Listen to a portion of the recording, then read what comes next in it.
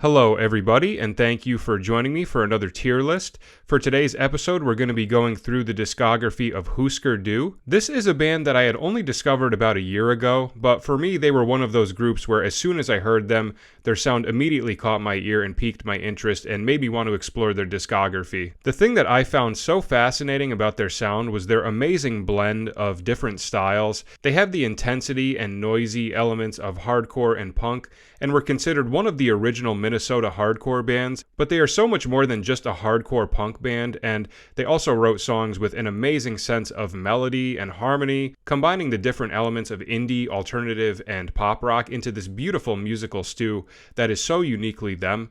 And the combination of Bob Mould and Grant Hart as songwriters is such a key ingredient in this amazing fusion of styles, and I think they balanced each other out very nicely. They were only a band for a relatively short period of time, under 10 years, but in that short period of time, they put out some really fantastic and unique music and influenced a lot of major bands such as Nirvana, the Pixies, Green Day, and the Foo Fighters, among many others, and they really changed the game for indie rock bands and what sort of trajectory that style of music was going to take into the 80s. Definitely one of the most important bands from the 80s, and I am amazed that I only discovered them this past year. But better late than never, I'm very happy to have stumbled upon them, and I'm really excited to cover them for today's episode. So what I'm going to do is go through their 6 studio albums. So for anybody wondering, I will be excluding Land Speed Record and Metal Circus because those are considered a live album and an EP. So I will be going from Everything Falls Apart up to Warehouse Songs and Stories, and I will score each of them on this tier list, with S being the highest and D being the lowest. And I'll talk a little bit about each album, let you know my thoughts, and we will see where we end up. And please feel free to let me know your thoughts in the comments, where you agree and disagree, and how you would rank these 6 albums. I would love to know your thoughts. Alright, I think that's about it. Let's jump right into it. Alright, starting out, we have their debut studio album from 1983 titled Everything Falls Apart, and I will give this one a B. Not a bad first album, but for me personally, this is not one of their standout releases from their discography, and this seems to be one of their albums that fans are kind of all over the place on with how they rank it. Some people hold it in really high regard, while some others have it lower on their list, and it really, I think, just comes down to how much you resonate with their earlier hardcore sound, because this album is pretty much just a straight up hardcore punk album with very little resemblance in style to most of the music that would follow it. This would be the album that would get them signed to the SST record label, which was run by Black Flag's guitarist Greg Ginn. And on here we have a couple of tracks that veer into that melodic side of the Hüsker Dü sound, like we would hear more and more on following releases. But this one is definitely the most down and dirty and noisiest album of their studio discography. It's a shorter record with 12 tracks and clocking in at only 19 minutes in length, and the bulk of the songwriting is being carried out by Bob Mould, with contributions from Greg Norton on 2 tracks, and we have 1 Grant Hart original on here as well. I appreciate the hardcore punk tracks for what they are, but I wouldn't say that every single one of them resonates with me.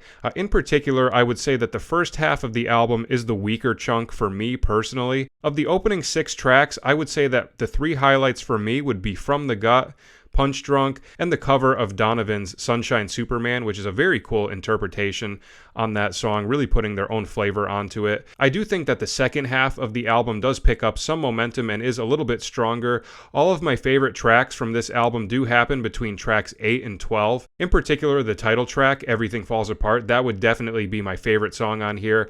And this is the first original where you really hear some more of those melodic elements seeping into their sound. We have interesting chord progressions happening in the guitars between the verse and the pre-chorus, and a very catchy chorus.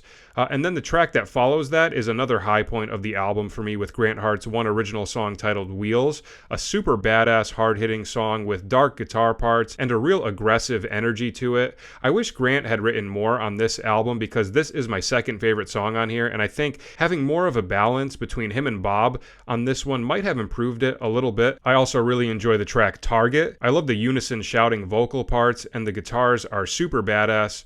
I think the album ends on a strong track as well, with Gravity, another one with some more melodic elements to it, giving us some hints of what's to come, and just a really great song to wrap things up on. So like I said, I do find the first half of the album a little underwhelming, but I do think it picks up in momentum for the second half. Both of my favorite songs happen at that point, and I just in general tend to resonate more with the melodic tracks on here, like Everything Falls Apart and Gravity.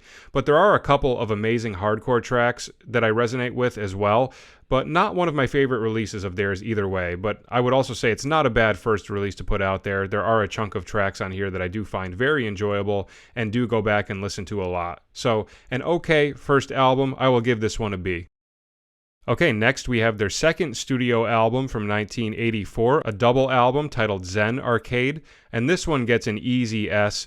Absolutely insane album, and this is my favorite Hüsker Dü record. I think they made such a gigantic leap forward in the evolution of their sound and style, and also in the quality of the songwriting throughout this. I would also say that this would go down as one of my favorite double albums of all time as well. This album still contains the hardcore and punk elements from the previous release, but it also started incorporating songs that are much more melodic and veer into different stylistic territories like post-hardcore, indie rock, and psychedelic. It was also their first studio album under the SST record label. Their 1983 Metal Circus EP was the first release under that label, but this was their first studio album. And this is a concept album about a boy who runs away from a troubled home life, and through his journey he struggles with finding peace through a variety of different things. He joins the army, he looks into religion, and he falls in love. And the album takes you through this entire journey, and he eventually wakes up and realizes that it was all a dream. Side 1 consists of 7 tracks, opening up with 2 hard-hitting and aggressive Bob Mould songs, with Something I Learned Today and Broken Home, Broken Heart. An awesome way to bring in the album with some great hardcore intensity and aggressive Bob Mould vocal parts. Then we change gears and we go into an amazing acoustic Grant Hart track titled Never Talking to You Again. And once this track enters, I think it becomes pretty clear that this album is going to go in all sorts of different stylistic directions from the previous release. And for me, that's definitely part of what makes this album such an exciting listen. And Bob does do the majority of the songwriting on here, but Grant does have some seriously incredible contributions as well, and this is definitely one of them. Then we continue with another Bob tune titled Chartered Tips, and this one veers into that more poppy melodic territory with colorful vocal parts and interesting chord movements in the guitar. So up to this point, I love the variety that they have hit us with on the opening 4 tracks. And then we take another detour into some more of the psychedelic elements of the album with Dreams Reoccurring, which is a trippy instrumental track with reversed parts and all sorts of psychedelic sounds going on. And this obviously serves as a piece of the story from the album. And I love the little detour that this song takes us on for side 1.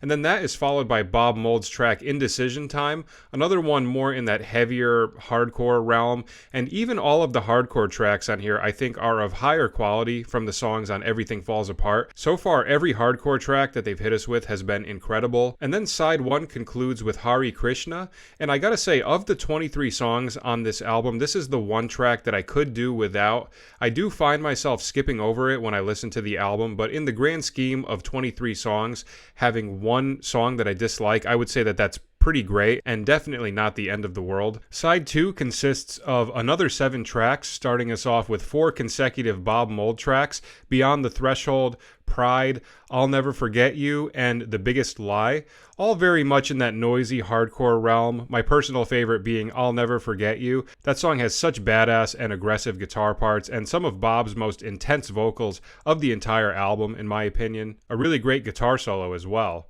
Then we continue with a Grant Hart song titled What's Going On, and then a Grant and Bob collaborative track titled Masochism World. Again, both songs having more of that hardcore sound, and I would say of the 4 sides of this album, side 2 is probably the most consistently heavy and hardcore. The only time we really take a detour from that is with the final track, which is a Grant Hart song titled Standing by the Sea. That one has more melodic elements between the guitars and the vocals, and I think it provides a really great contrast and a nice track to conclude side 2 on. Then we get to side 3, which has another 7 tracks, and this is my personal favorite side from the album, opening up with Somewhere, which has a really cool groove between the guitar and the drums and just has a really great driving energy to it. Then we go into a 45-second track titled One Step at a Time, which veers off into a stripped down piano track that I find very pretty, and I think it adds a nice little mysterious element to the opening of side 3. And that leads into by far my favorite song from this album, and my number one favorite Grant Hart track of the entire Hüsker Dü discography, with Pink Turns Blue. In my opinion, the perfect Hüsker Dü song. It's got everything that I want from them: interesting guitar parts, catchy melodic vocal work, great contrasting sections, and just an overall amazing vibe that the song sets. Then the remainder of side 3 consists of 4 more Bob Mould songs with Newest Industry, Monday Will Never Be the Same, Whatever, and The Tooth Fairy and The Princess. Newest Industry takes on more of that upbeat, energetic sort of punk feel. Monday Will Never Be the Same gives us another shorter piano-centered track, and this one feels more like a resolution, whereas One Step at a Time felt more suspenseful and anticipatory. And I really like these little detours, especially in the context of the concept album. I think it really adds to the journey and the twists and turns of the album. Whatever is a more melodic, poppy sort of track, but also has a real darkness about it. And then The Tooth Fairy and The Princess wraps up side 3 with another more psychedelic track with reversed parts and some colorful arpeggiated guitar parts and vocal samples. A nice spacey and trippy way to wrap up side 3. And then for side 4, the album concludes with 2 more tracks, a Grant Hart song called Turn on the News, and then a 14-minute track that all 3 of them wrote titled Reoccurring Dreams. Turn on the News is another great rocking and melodic Grant Hart song, and then Reoccurring Dreams is this amazingly intense and adventurous instrumental track that has such a great energy to it. I love the noisy guitars, the intensity in the drums, the driving bass. Just a perfect example of a longer song that does a great job of keeping you engaged the entire time, and an incredible track to wrap up this amazing concept album with. So all in all, I think this album is a masterpiece. The continuation of their hardcore style while adding in some more melodic and pop sensibilities, as well as incorporating new instrumentation like acoustic guitar, piano, and the different additions to the production and the more psychedelic tracks with the reversed parts and the samples. So an incredible double album, a huge improvement from their first release. This is my favorite Hüsker Dü album. This one gets an easy S. Alright, next we have their third studio album from 1985 titled New Day Rising, and I will also give this one an S. Another amazing album and a really great follow-up to Zen Arcade, and this would go down as my second favorite Hüsker Dü album. This one still incorporates some of those hardcore elements, but definitely not as much as Zen Arcade, and you can tell that they're moving more and more into a direction of utilizing their more melodic and poppy sensibilities, and seeing that evolution play out is one of the things that I find so fascinating about going through their discography. And this will also be the last album to feature production from the SST label. It opens up with the title track New Day Rising, which is a collaborative song, and it's also worth noting that this will be the last album to feature songwriting contributions from Greg Norton. And New Day Rising has got to be my favorite opening track of any Hüsker Dü album. It's a pretty simplistic song, only having 3 words, New Day Rising, in the lyrics, but it's so catchy, and the note selection for those words is really colorful and jumpy, and it just brings in the album in the best way possible. And also just the words New Day Rising, I think it provokes images and feelings of something new on the horizon, which gets me very pumped when I'm listening to this album. Then that is followed up by an awesome Grant Hart song titled The Girl Who Lives on Heaven Hill, a song with a great drive to it and a really catchy and hard-hitting chorus. Then they follow that up with a beautiful poppier Bob Mould track titled I Apologize. Definitely one of my favorite tracks from this album, and I think you can really hear the stylistic evolution of Bob Mould more and more throughout this record. After that, we have another Bob track titled Folklore. I've always loved the chord progressions in the guitars on this one. They take some really interesting and colorful turns, and a song like this contrasts the more poppy and feel-good I Apologize very nicely. Then we have a Bob and Grant collaboration titled If I Told You, another more feel-good poppy track with some amazing instrumental interludes, and then that is followed by the single from the album Celebrated Summer, a song that takes some interesting twists and turns chords, dropping down into an acoustic section, and then bringing the band back in. Another amazing track. And then that is followed by another Bob song titled Perfect Example. This one has really soft and mellow vocals, which is a stark contrast from the more aggressive yelling that we had heard a lot of on the previous two albums. A very pretty and chill song. And I also think on this album you can start to hear the vocal stylings of Bob Mould go into some different directions as well. Then we have the one song on here that I've never been crazy about. It's a Grant Hart song titled Terms of Psychic Warfare, and I'm not sure why, but this song has really just never done anything for me for some reason. After that, we have another Bob song with very subdued vocals titled 59 Times the Pain. A very cool song, and I really love how they change the tempo throughout it. Very catchy chorus as well. Then we have Powerline, which gives us a more driving track. Not a favorite of mine on here, but I wouldn't say it's a bad song. After that, though, we have by far my favorite song from this album, a Grant Hart track titled Books About UFOs. I really love the mood of this song. It's really poppy, catchy, and pretty, and I think the piano adds such a nice additional layer of sweetness to the mood. Would definitely make my top 5 favorite Grant Hart songs. And then that is followed by an incredible Bob Mould track titled I Don't Know What You're Talking About. Another song with a great drive, a catchy chorus, and badass energetic guitar parts. Then we have How to Skin a Cat, which I would say is the most distinctly different and unique song on here, with some very dissonant and tense guitar parts, with heavy and aggressive grooves, and some really bizarre dialogue going on over that. I really enjoy this song, and I always love hearing the more dissonant side of their instrumental sections when they do it. I think it's something that they do particularly well. And then we have What You Drinkin', which sounds like something that could have been on Everything Falls Apart. And then the final track, Plans I Make, also takes on a similar tone, and I really like how they did that towards the end of this album and gave us a little stylistic detour that is more similar to their hardcore punk roots.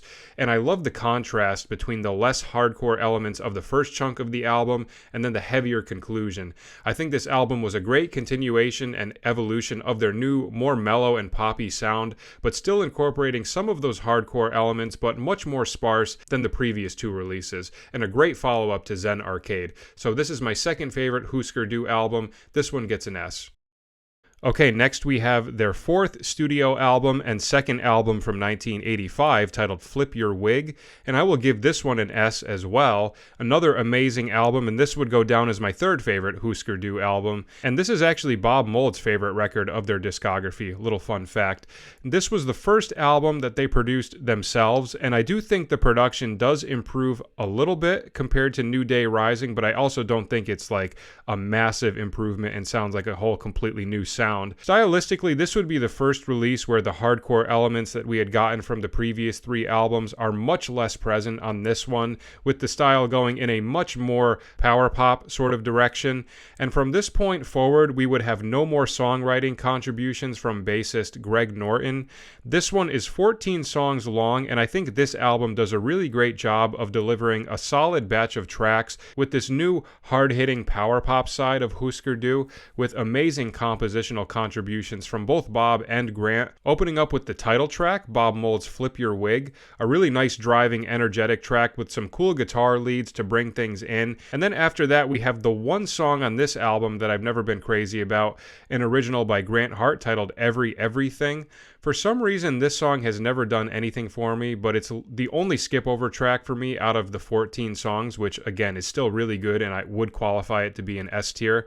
That is followed by one of Bob's strongest songs on here, in my opinion, titled Makes No Sense at All, which is a Hüsker Dü classic.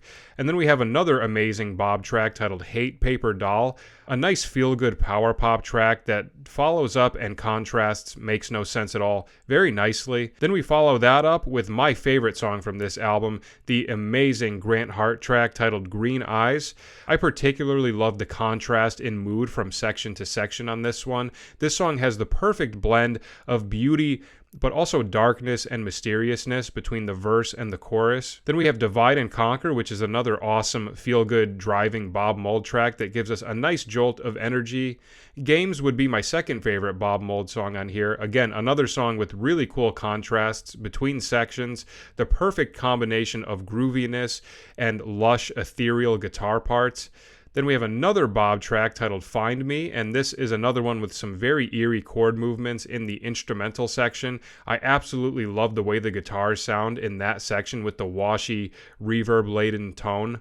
Super badass track that contrasts the vibe of everything else very nicely. Then we take a little detour into the Baby song, which changes up the vibe completely and is sort of disorienting, but I've grown to really enjoy this bizarre 45-second segue to set up the final 5 tracks of the album, starting with Flexible Flyer, which is another amazing Grant Hart song, probably my second favorite of his on here after Green Eyes. Private Plane has a great energy to it. I love the hits in the chorus and how it lines up with the vocal entrance.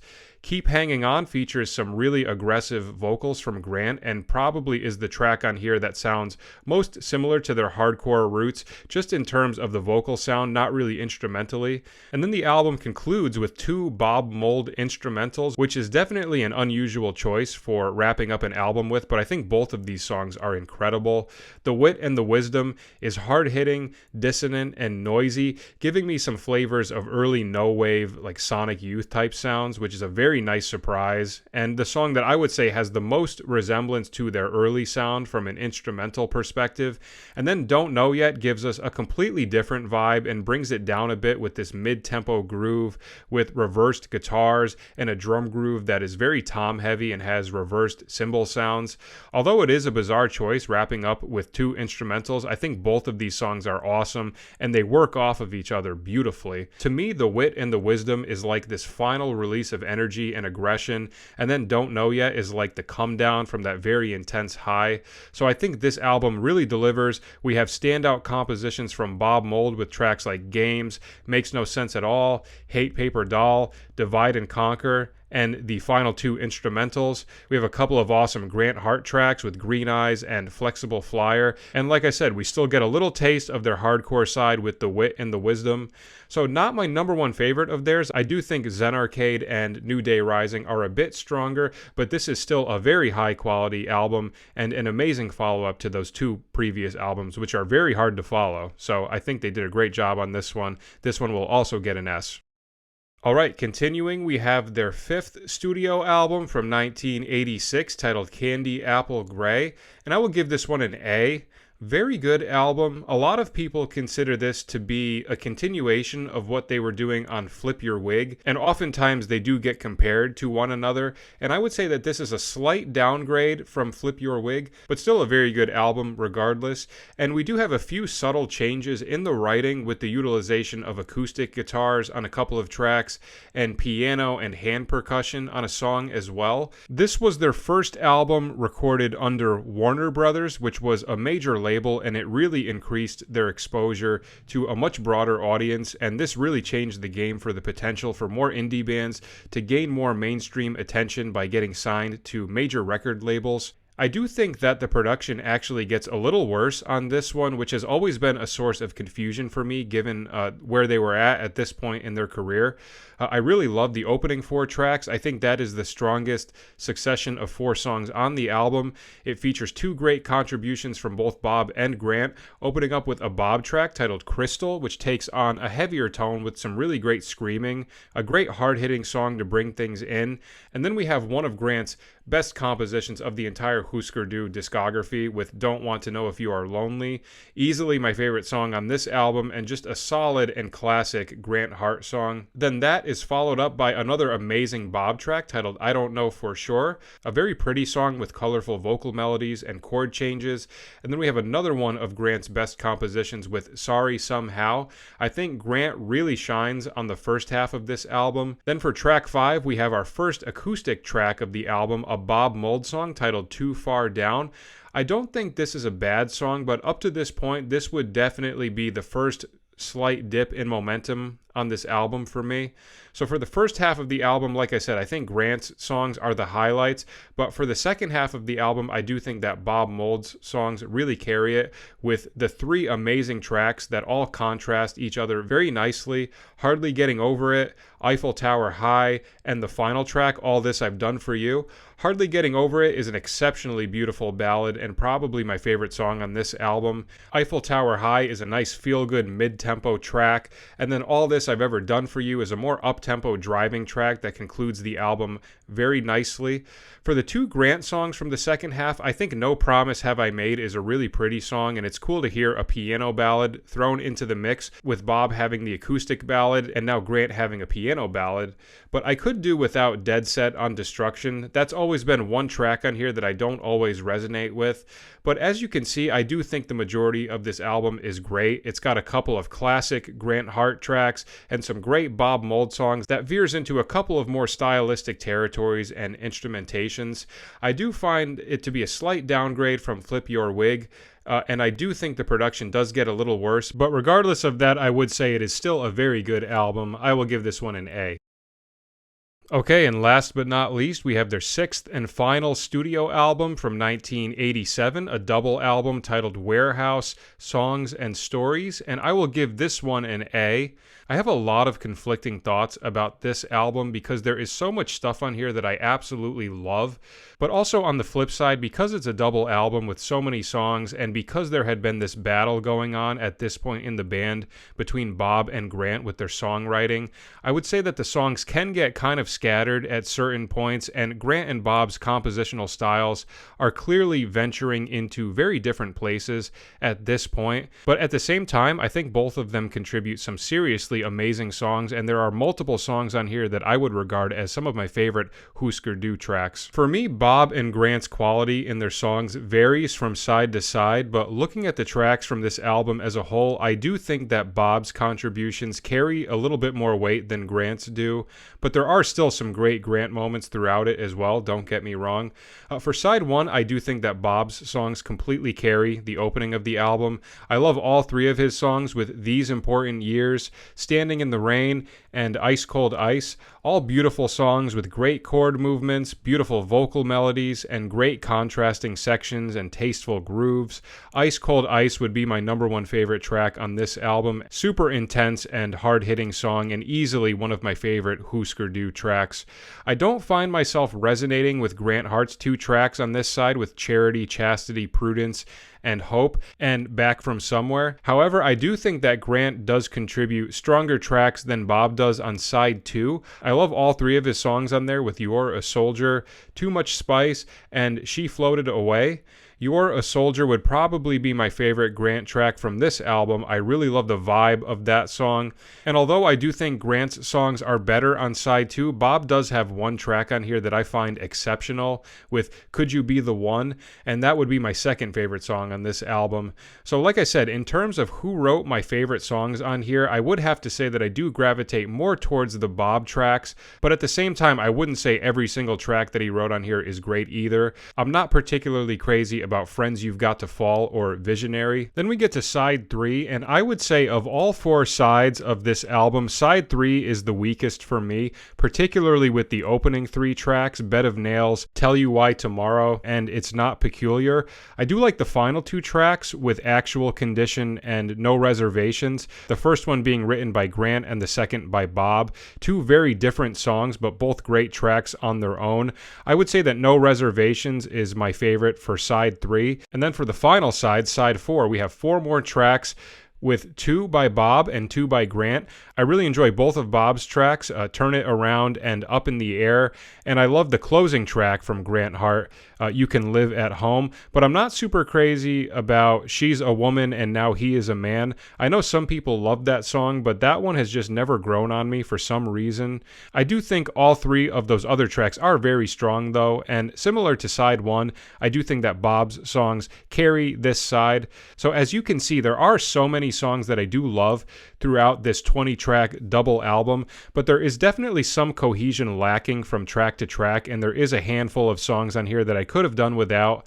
And I do agree with what Bob would go on to say, talking about how if this album had been trimmed down and put together as a single album, I think it could have potentially ended on an album that would have been more consistent.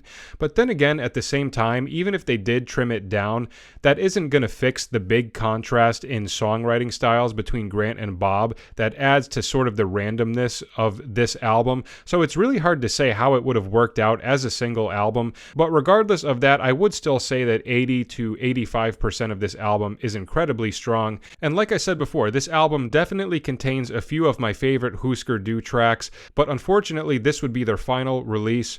During the tour for this album, it had been a tense time for the band, with their manager committing suicide, and Grant Hart was struggling to get off of a heroin addiction and was using methadone, and this all culminated into a show where Grant's methadone had leaked, which meant that he would start going through withdrawals for the next couple of shows, and that led Bob Mould to cancel the remainder of the tour and have the band call it quits. So even though this album isn't as cohesive as some others due to the issues in the group at the time, it still leaves us off with a really solid handful of final songs from them, and I would consider this a very good final album with some seriously awesome final Hüsker Dü tracks. So this one will get an A.